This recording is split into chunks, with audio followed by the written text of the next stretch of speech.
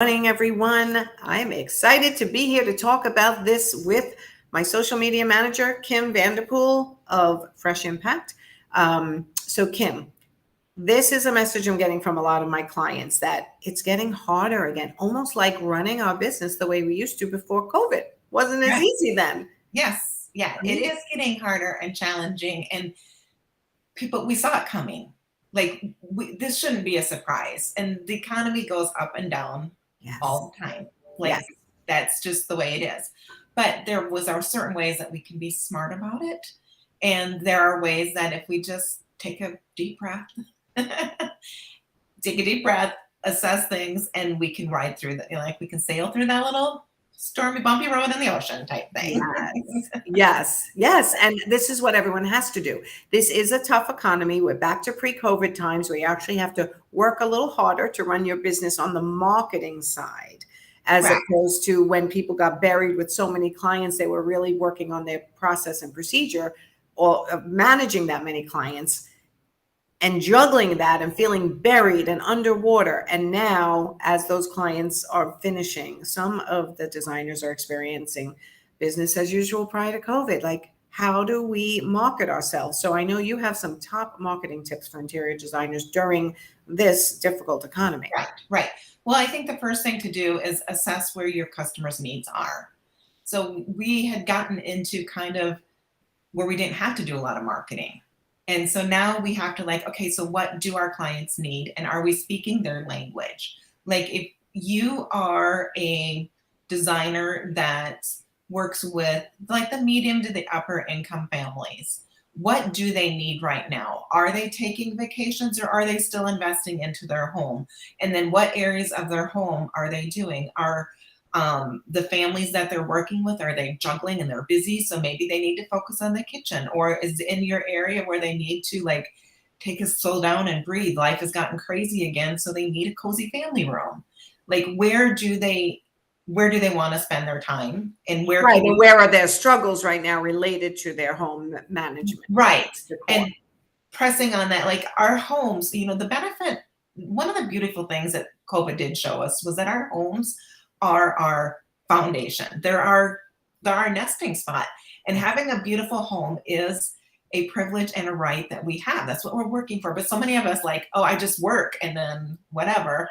But now how we can focus that. And so a great way for designers to do this, to really find out what your customer needs, is ask questions in the stories and see if you can engage and get some feedback that way. You could do polls, on the Instagram feed or on the Facebook feed, but a lot of times the stories are going to give you those quick responses, and you can do it in a way where you can get multiple ones.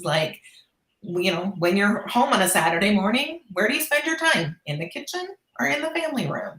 Or just different, really simple things. You want to keep it simple. You don't want to go too deep. Or, do you love your home? Yes or no? Do you feel comfortable in your home? Yes or no? Does your home bring you joy? Yes or no? Then you can kind of gauge where people are at in your, so you're starting slowly to pull information out of them, right? Correct. Is there one area of your kitchen you'd like to improve, or yes or no? Or which would you like to improve, your cooking area or your sitting area? It's something like that to get really okay. Correct. And then that can help you come up with marketing content, especially if you don't mind sharing tips. So if we had someone over in our house, she folded my kitchen towel over my stove. Something so simple, just folded it cute, where I just kind of throw it over the stove. Right. And what a difference that little piece made in the feeling of my home. Right. And so if design those little things, because then when those people are ready to pay, you're going to come first in mind, because they're going to say, remember that designer that taught me how to make my home comfortable when I couldn't afford to hire somebody, but now I've got some money. I'm ready to invest in my kitchen. I'm going to go back to that designer because she made me feel smart taking care of my home at that time.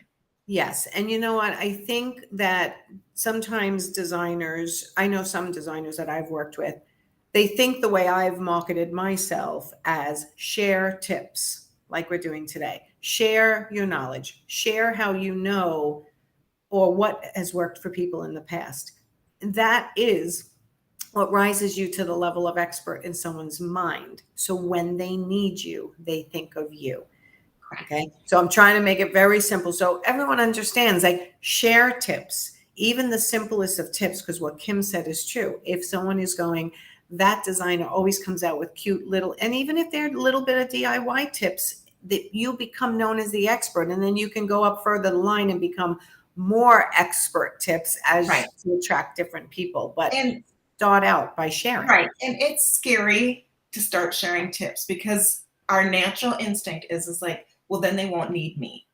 And I even asked my team member the other day, we have the Get It Done Club, and someone wanted to know how to make a carousel post. And so I demonstrated how to do a carousel post on Canva.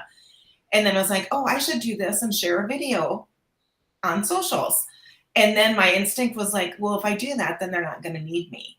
And my team member says, but they'll always need us. Like, there's always going to be more questions on social. So I want to give people permission to understand that I too get it, that it is hard, but people do look at you when you give them knowledge, and you can make their jobs easier now and their lives easier now.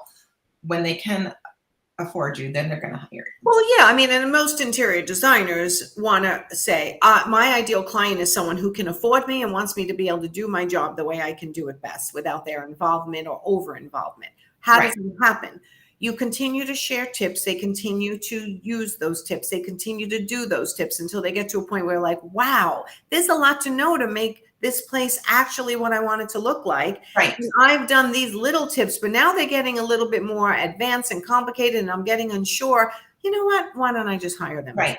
And they get to know your style, because not every style. I mean, I work with a lot of designers, and there's some designers like, oh, I would work really well with them because they're my styles. There's other designers that I appreciate their style, and if I was living a more vibrant, bold life, they would be perfect for me. But when you're sharing tips, then you're showing people what your style is, and then you're going to attract that person that wants to work with you. Exactly. And so that goes next into our next one is value your unique proposition. How are you uniquely a designer? You know, I was reading a book yesterday, and it was like, we spend it goes, we are all born unique. And then we spend the next 40 years diluting ourselves, become just like everyone else. 100%. And showcasing, have permission to showcase who you are. If you're a designer that likes quirky little things in people's homes, like just those little momentums that really do mean a lot, and you can show people how you can design that quirky momentum item into a home that looks beautiful and, you know, luxury or functional, but just like you can incorporate that, people want to do that. And a great way to showcase your value is ask people for testimonials and then share those testimonials on your social platforms. Yes, and people feel funny about that too. I'm tooting my own horn. It feels funny, but there's very humble ways, and we've talked about this in the past. Yes, yes, yeah, yep. Another way is, if you have a little bit of downtime now, is make sure you optimize all your online platforms. So wherever you're at, make sure that your profile image is the same thing, so that people can recognize you. Or if they flip over to Facebook, they'll get that brand recognition. We need to see you 15, 20 times to identify with you. Yes. Make sure that the messaging on Facebook, so say that you're a luxury designer and that you use that luxury designer copy in your Facebook description, and make sure it says the same thing on Instagram. And on Instagram doesn't say, I help DIYers. Like, make sure that your message is consistent. And if you don't, sometimes we are blinded to what we see ourselves is find another colleague and say, hey, let's get for coffee and let's compare our social platforms to make sure that we're seeing the right brand, that we're giving that right. What do you feel? And use this time, if it's a little slower time, to really optimize and come up with a marketing strategy so that when you are busy, you can still keep your marketing strategy so that you don't find that the pipeline has died the next time that you circle around and aren't as busy. And this is why I always recommend the Get It Done Club, which you run, as a first step for most people, because I think finding your marketing voice is so important before you hand it over completely. For some people, for me, I wanted to find my voice. I did it for a few years by myself before I brought you guys on, right? So it's like, The Get It Done Club allows them to get your support and actually get it done every month, every week, consistently, but also figure out their voice and what's connecting, right? Right. With your help.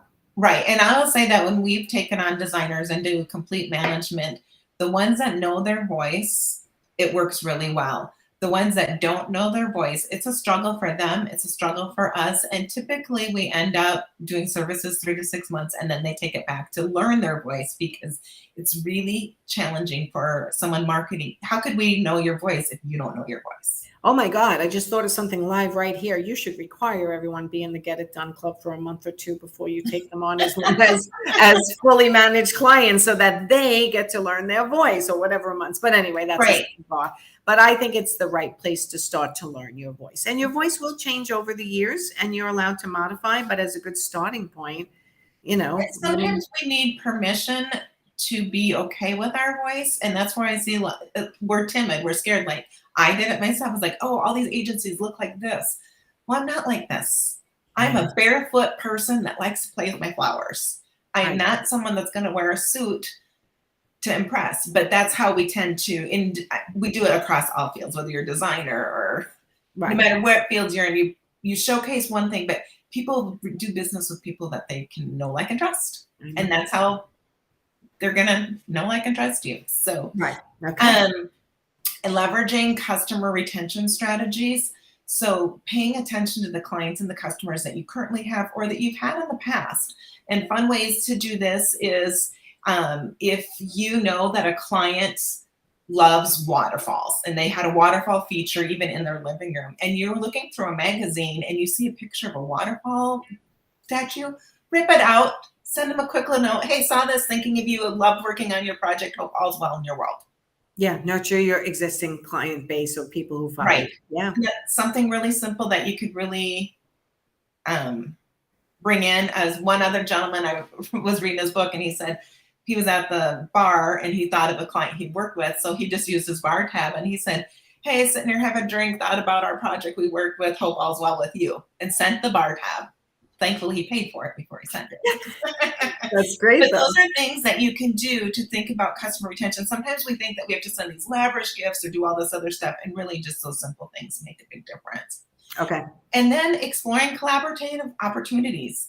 This is a great way to work with colleagues. You and I collaborate on this. Yes. You collaborate really well with a lot of different industries, helping showcase them, providing value to your client base and customer base, and especially and giving them exposure and helping them show their expertise. And so there's ways designers can do this, collaborate with other contractors in the area, maybe do if there's a flooring place in your area that that you enjoy doing, maybe you could see if you can't do an open house reception with them and offer 5 ways to prepare your home for fall and partner with them and have that collaboration. Right, or even do a live broadcast like we do, collaborate on a steady basis with someone who has an audience that's also interested in what you do, right? There's so many people to collaborate with. That's how I built this whole business, is collaborating. Remember Weekend Wind Down, where I used to do every Friday, right? Collaborations. Get relationships with people that you can do things together with. Right. And support each other. And I think that those are some really great recession-proofing tips. Yes. Anything else? I think that was mostly on my list. Do you have anything that I think that it's being adaptive. We always have to be adaptive with our strategies. Things that worked last year don't always work this year. And I think people really have to realize it's not always the fault of the person doing it, right? It's not their fault. It's not a company that you've hired fault. Sometimes it's the market's fault. Right now, social media is slow across the board. And you hear people panicking, like, I was getting 15 likes and now I'm getting 5. Like, okay, it's summer. People are at the beach. They're in the water. They have family time. They have vacations. They have their kids at home.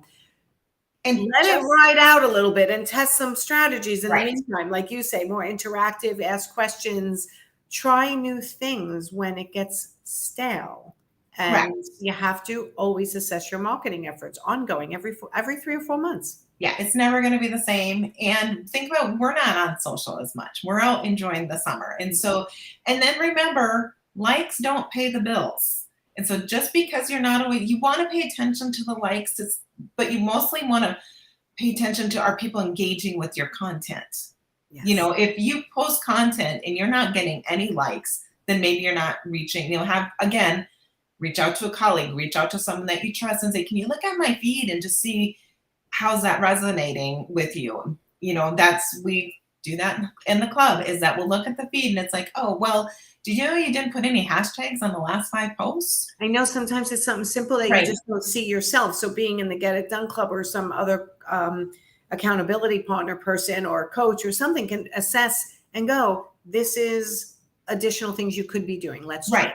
Ask a call to action on your post. A lot of people's like, what do you want? You have this beautiful picture, but what would you want people to do with it? Like, Right. if we see a beautiful picture in a magazine, we keep flipping through it. Or right. And I want to give everyone perspective, right? So, and I think you said this to me at one point when I'm like, oh, if I do a recording across all platforms, if 150 people watch it, sometimes you go, oh, only 150? I mean, my following is huge across all platforms, huge for me.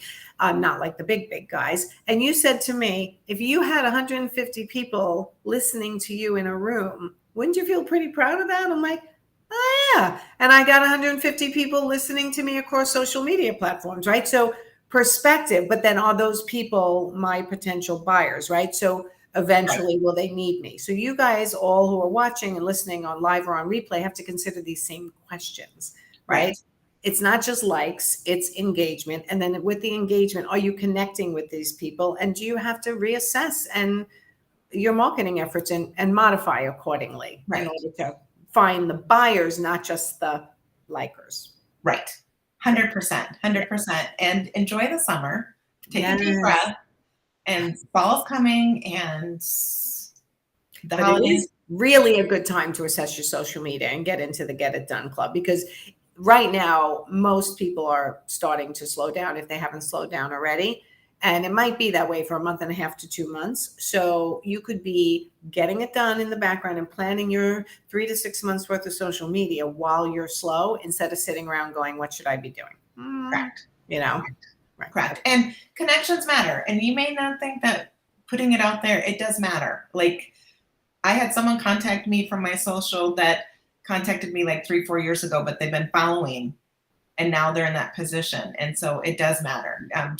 Does. Yes. Lurkers and stalkers end up being clients in the end, not the people who are commenting and liking usually. It's the people who are silently watching in the background. Correct. Embarrassed that they might think they need you. They're not sure. They want other people to know, so they don't comment and they don't like, but then they end up on your calendar. Like I do. That happens to me every week.